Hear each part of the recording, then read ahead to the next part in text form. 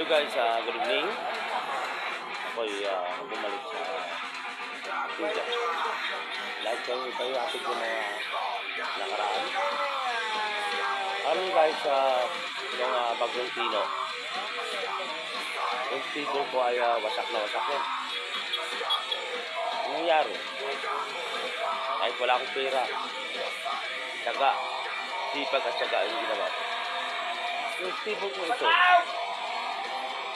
Maraming na kinabang dito guys. Kahit bulok na yero. Kahit bulok na ano.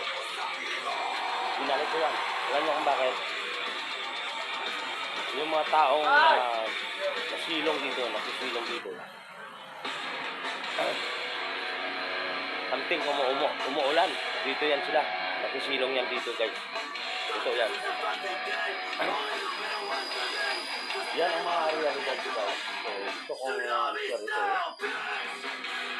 Sabi ko sa aking vlog na maging totoo tayo sa ating kapwa.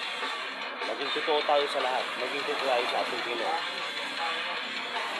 Wala akong pera. Wala pirapan dito. Wala akong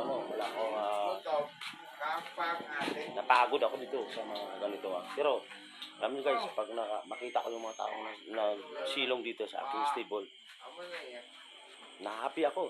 I'm happy. Good night, baby. Love you. Kasi nga po ay kinuha ng kanyang daddy. Kapasok na sila sa loob. Maraming nasilong dito sa aking stable guys. Ito yan. So, talaga naman. Ito ayaw kong pansinin na. Ang pinakapunto ko dito ay hindi ako nagpasisyan, hindi ako gusto ko lang i-share ito. Dapat yung mga taong maging realidad dito tayo sa ito. Kaya ang ginagawa ko ngayon.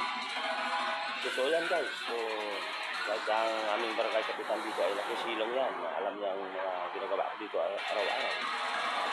Yung barangay kapitan namin dito ay napakabait yan. Napakalaki ito guys. Malaki ito. Maraming nakisilong dito. Maraming motor na iniiwan dito. Saan kung may something na hindi gumagana yung makina.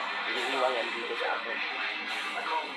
Yung sabi ko lang sa nag-iwan ng mga motor, ilak yung mga motor dito para iwasan natin ang nakaw o karnat. Ito yan dyan. Maraming motor dyan ngayon. Sabi dyan sa stable. Mahaba ito. Hanggang sa karwasan mula dito sa aking bulkray. May mga something na kailangan magbayad, no? Ayaw ko ng ganun. Alam ko na mahirap ito mga tao. Yan lang guys ang masabi ko sa inyo. Thank you guys. Good evening everyone. Pagpalain tayo lahat. Good night. I love you buong mundo.